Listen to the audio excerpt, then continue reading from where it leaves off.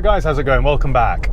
Just over a year ago I surprised my mum with this 2011 Range Rover Evoque. She'd always wanted one, especially in Ferenz red, so I went out to try and find the exact car. 15 or 16 months later, she still loves it. She's not bored with it at all. But I am. So while she's on holiday in Spain with my dad, she knows nothing of this by the way, I've decided to sell it. I did this a few years ago with an SLK she had. She had a 2007 black Mercedes SLK with a red interior. Really nice spec with the wind scarf and all that sort of stuff. And she loved it. But while she was on holiday, I think in Mallorca with her sisters, I got a really good offer on it. So it had to go. I replaced it with a previous generation silver SLK and just parked it on a driveway and said nothing. Anyway, when she came back, she called me. She said, "Where's my car?" I said, "I don't know what you're talking about. What do you mean? It's on the drive." "No, it's not." "Yeah, it is. I saw it the other day." That isn't my car, Matt." Yes, I think you'll find it is." "No, mine was black." "I think you're losing the plot, Mum, honestly. We're going to have to put you in a home." That put me in the bad books for a couple of weeks until I replaced it with that beautiful white Lexus with the black wheels, which she absolutely loved. Until she went on holiday again, and I sold that. You might think I'm being cruel and heartless here, but in order to run nice cars, or any cars to be honest, without losing a fortune on them, you've got to be a bit ruthless. You've got to sell them before they start depreciating massively. I think the only way to do that is to flip your cars every 6 months or every 12 months. This is what my dad always did when I was growing up. He'd never keep a car longer than 12 months. In those days it was Discoveries and Shoguns and things like that. But after 10 months or a year, he'd sell it privately for as much as he possibly could, and then go out and try and find another one. It's the only way really that you can progress on the car ladder. Plus I get bored easily, so it's nice to have a bit of variety. The tricky thing is, what on earth do I replace this Evoque with? She loves it. She loves the colour, she loves the size, she loves the spec. She loves the driving position. So what on earth can I buy? I had a look on Auto Trader at 2015, 2016 Evoques, but they were still the best part of 25, 28 grand. And ultimately, it just looks the same as this. So I didn't think that was a clever use of money. The other idea I had was to lease a brand new car, something like a Fiat 500e. Because while this was in for a service a couple of months ago, I lent my mum my left-hand drive Fiat 500e electric, and she loved it.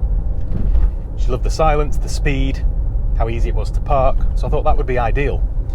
Having filmed with a brand new 500e a few months ago, I was really impressed with it and I knew she'd love that. So I spoke to the people at Fiat just to see what kind of deals they had on. I knew that at £30,000, nobody's going to buy one of those outright, but they might have some attractive lease deals on. Anyway, they didn't really. For a nice spec La Prima model, you're talking about £300 a month. Even that didn't really put me off because I thought perhaps I could just put it down as a business expense and run it through my company. That might be clever. So I spoke to my accountant to see if there are any tax incentives for leasing a brand new EV. Anyway, there aren't any. So that put that idea to bed. Because after 4 or 5 years, you give the keys back and it's cost you £12,000 or £15,000 and you've got absolutely nothing to show for it. And being quite a shrewd, thrifty individual, I didn't think that was very clever. So it's back to the drawing board. I know she likes Lexus, and she loved that white IS250, so I thought, well, what about a new shape IS300H? Hybrid, cheap to tax, cheap to run, that'd be ideal. So I went to Auto Trader, had a look at a few of those, and they were just a bit boring, a bit bland, they're a bit magnolia. And I just thought, parked next to this Evoque, it's going to look like a backward step.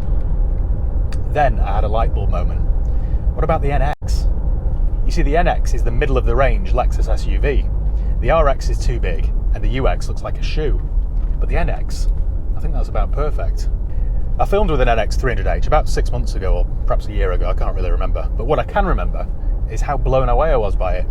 The technology is unbelievable. It's a car that's very well put together, and if you go for a top spec Premier model, it has got absolutely everything on it. So let me show you what I bought. It's this late 2014 64 reg Lexus NX 300H. It's the Premier model, so it's got as many extras as my Range Rover. Things like blind spot monitoring, radar cruise control, heated and ventilated seats. It really has it all. I wanted specifically the 300H rather than the 200T. They do a 2-litre turbo petrol, but I just thought the 300H would be a better fit.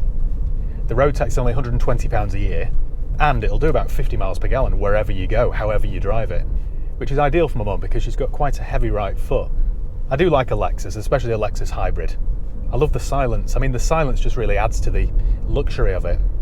I chose this one mainly because it was in a good colour, you can't go wrong with metallic grey, it had a nice light interior, and it had full Lexus service history, which means this qualifies for Lexus' new Relax warranty system.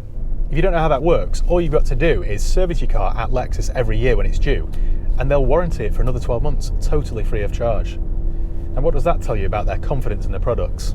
This was advertised with a car dealer in Yorkshire at £19,795. So I called them up, I explained that I had a car garage and I've got a customer for this car, and would you trade it to me? I.e., as is, no warranty, no MOT, whatever, I'll just do it all myself for a slightly discounted figure. I've done this plenty of times before. I did it about 6 months ago when I bought my brother's Lexus CT 200H, and the guy knocked me 500 or 600 quid off and I took it as it was.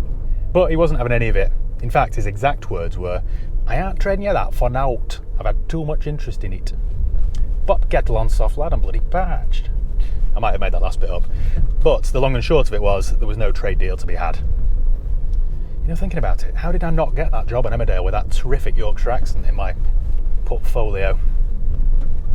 Their loss. He was adamant it was 19,795 and not a penny off. But little did he know he was dealing with such a trained negotiator, somebody who's been developing and honing his skills for the last decade. So we agreed that for 19,795 he would sell me the car. Can you imagine if I were a professional hostage negotiator? Within 30 seconds of my arrival, the felon would be in a helicopter with a briefcase full of money, and all the hostages would probably be dead.